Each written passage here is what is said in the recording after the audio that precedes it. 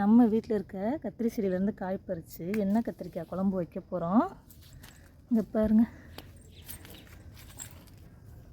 பார்த்தீங்களா? ஃபுல்லாக செம்மையாக இருக்கும். வெள்ளை கத்திரிக்காய், பச்சை கத்திரிக்காய்னு கலர் கலராக கத்திரிக்காய் பறித்து பாருங்கள், எண்ணெய் கத்திரிக்காய் குழம்பு இன்றைக்கி வைக்க போகிறோம். செம்மையாக இருக்கும், களியாக இருக்கும் நம்ம காய். நம்மளோட சேனல் மதுரை பாண்டிச்செல்வி சேனலை லைக் பண்ணுங்கள், ஷேர் பண்ணுங்கள், சப்ஸ்கிரைப் பண்ணுங்கள். இதெல்லாம் குட்டி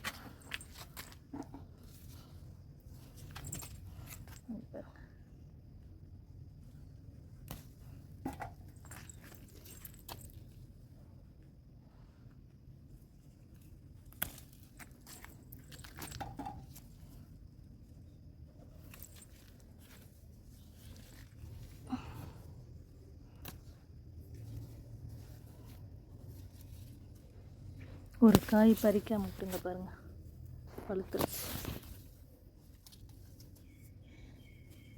இன்றைக்கி நம்ம காயவே பறிச்சு இங்கே பார்த்தீங்களா எப்படி இருக்குது? பறிக்காம விட்டா பழுத்து போயிடுச்சு பாருங்க.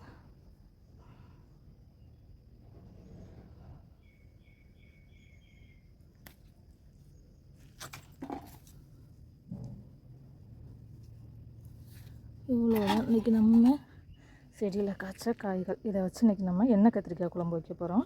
வாங்க குழம்பு எப்படி வைக்கலான்னு பார்ப்போம். ஃப்ரெண்ட்ஸ், இன்றைக்கி நம்ம எண்ணெய் கத்திரிக்காய் குழம்பு வைக்க போகிறோம். பாருங்கள், இது நம்ம செடியிலேருந்து நாம் பறித்த கத்திரிக்காய். எல்லாம் எப்படி இருக்குது பாருங்கள், நல்லா அழகாக பூவாக நறுக்கி வச்சுருக்கேன் பாருங்கள். இந்த மாதிரி நறுக்கணுன்னா குச்சித்துக்கு இருக்கான்னு பார்த்துட்டு இந்த மாதிரி நறுக்கிறப்போ நல்லா உப்பு, உரப்பு, புளிப்பு எல்லாம் நல்லா சாரும் காயில். இது நம்ம வீட்டு கத்திரிக்காய், அவ்வளோ டேஸ்ட்டாக, எந்த மருந்தும் எந்த கெமிக்கலும் இல்லாமல் நம்ம வீட்டு கழிவுகளையே போட்டு நம்ம வளர்த்த கத்திரிக்காய் அவ்வளோ டேஸ்ட்டாக களியாக இருக்கும். இந்த மாதிரி நறுக்கி போடுறப்போ நல்லா உரப்பு, புளிப்பு எல்லாம் நல்லா சார்ந்து, உப்பு உரப்பு சார்ந்து நல்லா சாப்பிட்றதுக்கு நம்ம செம்ம டேஸ்ட்டாக இருக்கும். இந்த மாதிரி நறுக்கி தண்ணியில் போட்டு வச்சுக்கோங்க, கருத்து போகாமல் இருக்கும். இப்போது மசாலாவுக்கு பாருங்கள், பூண்டு எடுத்திருக்கேன், தேங்காய், வரமிளகாய், சின்ன வெங்காயம், தக்காளி, இது எல்லாமே நம்ம மசாலாவுக்கு அரைச்சி ரெடி பண்ணிக்க போகிறோம். தாளிப்புக்கு கொஞ்சம் பெரிய வெங்காயம் கட் பண்ணி வச்சுருக்கேன், பச்சை மிளகாய், இதுவும் நம்ம செடியிலேருந்து பறித்த மிளகாய் தாங்க, பூண்டு, தக்காளி, இது நமக்கு தாளிப்புக்கு வச்சுக்குவோம். இப்போது தாளிப்புக்கு கொஞ்சம் வெந்தயமும் சீரகம், கருவேப்பிலை, மஞ்சத்தூள் 1 ஸ்பூனு, 2 ஸ்பூன் வரமிளகாய் தூள், இது நம்ம வீட்டில் அரைச்ச மிளகாய், குழம்பு மிளகாய் தூளுங்க, அது ஒரு 4 ஸ்பூன் எடுத்து வச்சுருக்கேன். இங்கே பாருங்கள், புளி கரைசல். இப்போ இதை எல்லாம் வச்சு நாம் எப்படி எண்ணெய் கத்திரிக்காய் குழம்பு செய்கிறதுன்னு பார்க்கலாம் வாங்க. இப்போ நம்ம ஒரு பாத்திரத்தில் ஆயில் விட்டு வச்சுருக்கோம் பாருங்கள். இது கத்திரிக்காயை முதல்ல நல்லா எண்ணெயில் வறுத்து எடுத்துக்குவோம். இது நம்ம மசாலாவுக்கு தேவையான ஆயில் விட்டு இன்னொரு பாத்திரத்தில் வச்சுருக்கோம். அது எல்லாத்தையும் மசாலாவை நம்ம ரெடி பண்ணிக்குவோம்.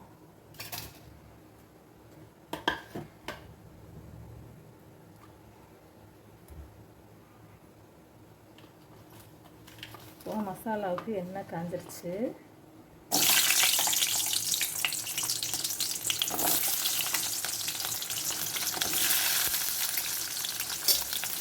சின்ன வெங்காயம், பூண்டு எல்லாத்தையும் கொஞ்சம் நல்லா வதக்கிக்கலாம்.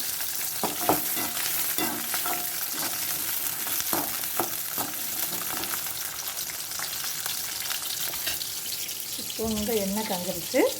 நம்ம கத்திரிக்காயை நல்லா தண்ணியை வடிச்சிட்டு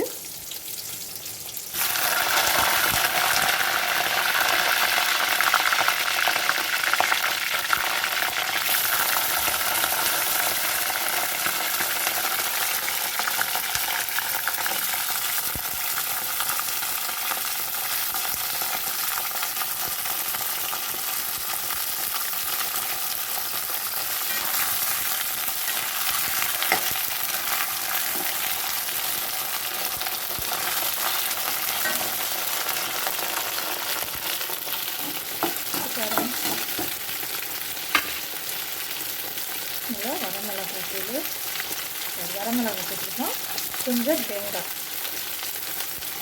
அதையும் போட்டு நல்லா வதக்கணும்.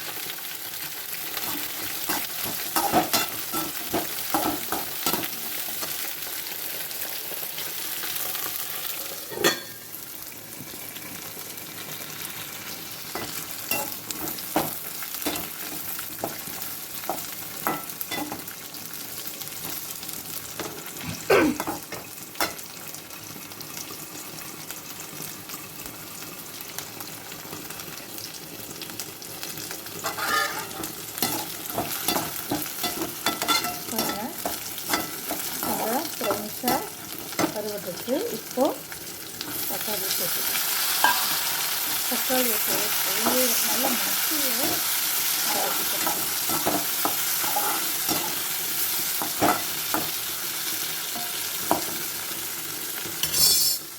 கத்திரிக்காயை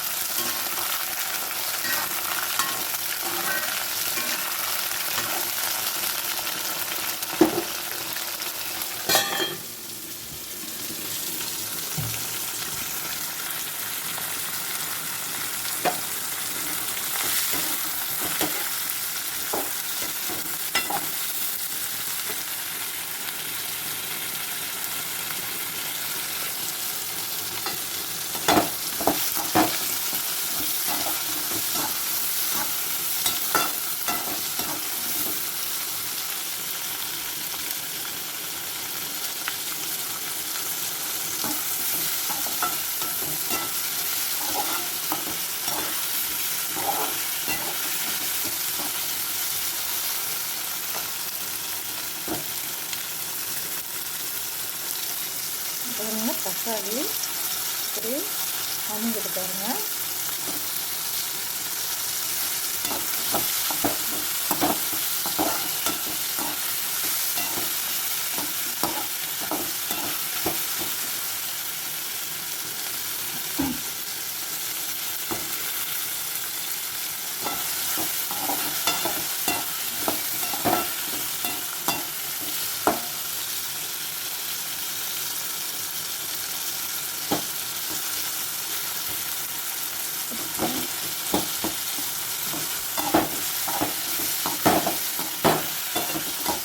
நல்லா வதங்கிடுச்சு. இதை ஆற வச்சு நல்லா மிக்ஸில் அரைச்சிக்குவோம். இப்போ வாங்க இன்னும் கற்றுக்குவோம். காய் பாருங்கள், வெள்ளை காய் கலர் மாறி வெந்துட்டு பாருங்கள்.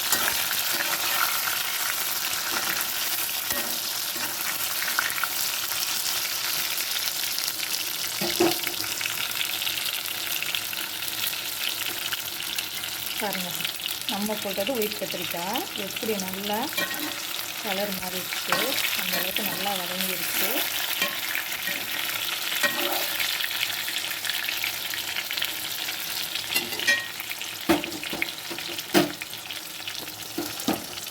இப்போது காயை தனியாக ஒரு பிளேட்டில் வச்சு வச்சுக்குவோம். அதுலேயே நம்ம தாளித்து குழம்பு தாளிச்சுக்கலாம். ஹலோ ஃப்ரெண்ட்ஸ், இப்போ நாம் ஏற்கனவே கத்திரிக்காய் வதக்கி எடுத்த அதே ஆயிலில் கொஞ்சம் ஆயில் சேர்த்து இப்போ நம்ம வெந்தயம் ஜீரகத்தை போட போகிறோம்.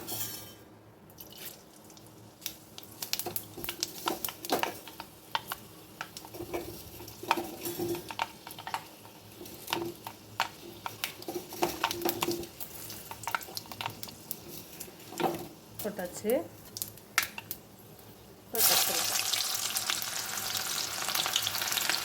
இப்போ நம்ம நறுக்கி வச்சுக்க பெரிய வெங்காயம், மிளகாய் சேர்த்துக்கிறோம்.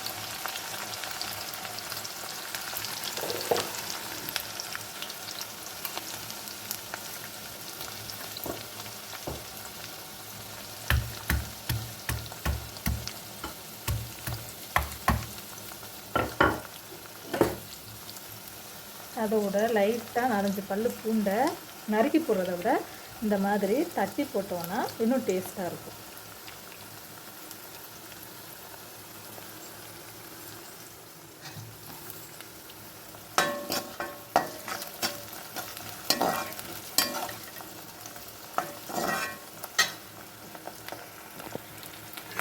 பாருங்கள், நம்ம வறுத்து எடுத்துருக்க கத்திரிக்காயை எப்படி இருக்குன்னு.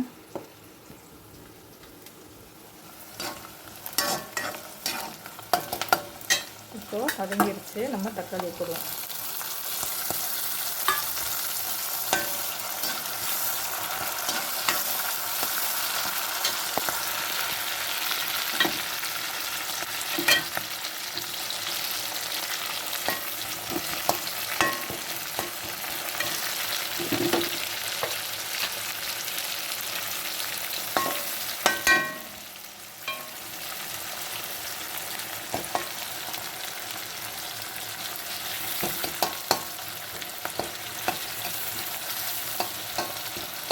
இப்போ தக்காளி வதங்கிடுச்சு.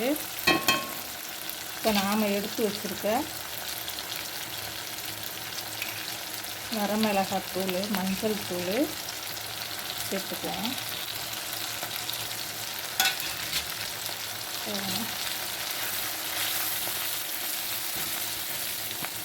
அதோட நாம் எடுத்து வச்சுருக்க வீட்டு குழம்பு பொடியையும் சேர்த்துக்குவோம்.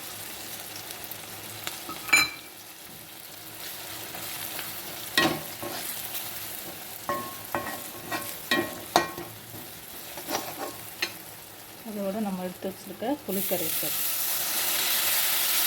தேவையான அளவு புளிக்கரைசலும் சேர்த்துக்கோங்க.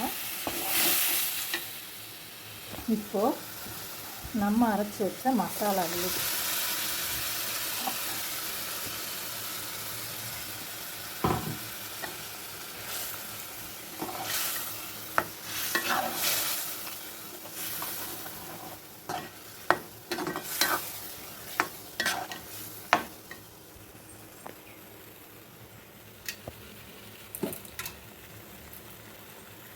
தேவைக்கு உப்பு சேர்த்துக்கணும்.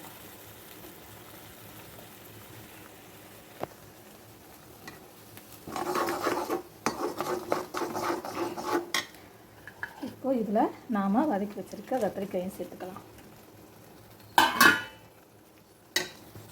தண்ணி தேவைக்கு தகுந்த மாதிரி தண்ணி சேர்த்துக்கலாம்.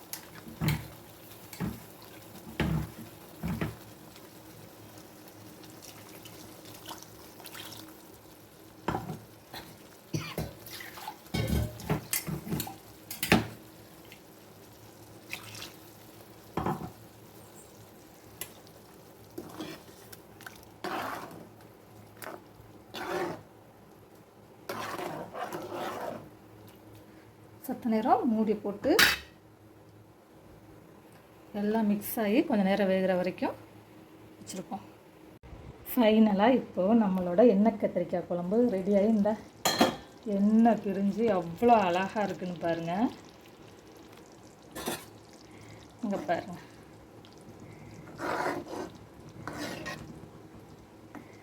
இங்கே பாருங்கள், அப்படியே எண்ணெய் கத்திரிக்காய் அப்படியே களியாக இருங்க. அங்கே பாருங்கள், செம்மையாக இருக்கா?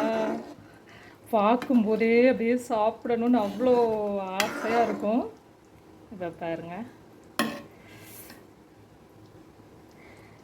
இங்கே பாருங்கள், சாப்பாட்டில் எண்ணெய் கத்திரிக்காய் குழம்பு ரெடி. இங்கே பாருங்கள்,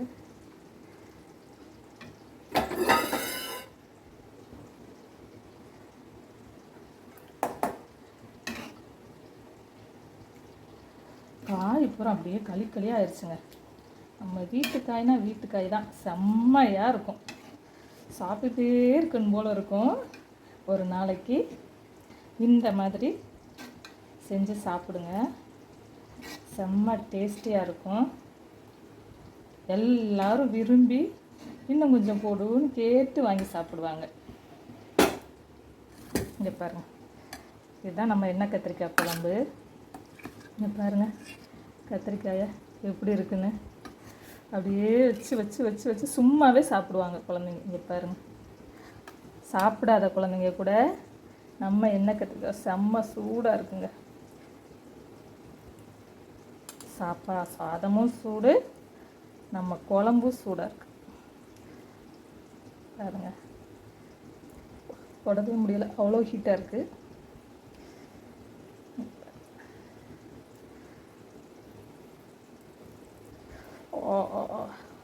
இந்த மாதிரி சூடு கூட தாங்காத அளவுக்கு டக்கு டக்கு சாப்பிடணும்னு அவ்வளோ ஆசையாக இருக்கும். பாருங்க, இதுதான் நம்ம எண்ணெய் கத்திரிக்காய் குழம்பு. அப்படி பிச்சு அப்பா சுட்டுருச்சு சுட்டுருச்சு. அப்படி எடுத்து சாப்பிட்டீங்கன்னா பாருங்களேன், எடுக்கையில் இங்கே பாருங்கள் பிரிஞ்சு அப்படியே களியாக இருக்குது பாருங்கள். அதை எடுத்து சாப்பிட்டிங்கன்னா செம்ம டேஸ்ட்டாக இருக்குங்க எண்ணெய் கத்திரிக்காய். நம்மளோட சேனல் மதுரை பாண்டிச்செல்வி சேனலை லைக் பண்ணுங்கள், ஷேர் பண்ணுங்கள், சப்ஸ்கிரைப் பண்ணுங்கள். இதுதாங்க நம்ம எண்ணெய் கத்திரிக்காய் குழம்பு. வச்சு சாப்பிட்டு டேஸ்ட் எப்படி இருக்குன்னு கமெண்ட் பண்ணுங்கள். Okay, thank you friends.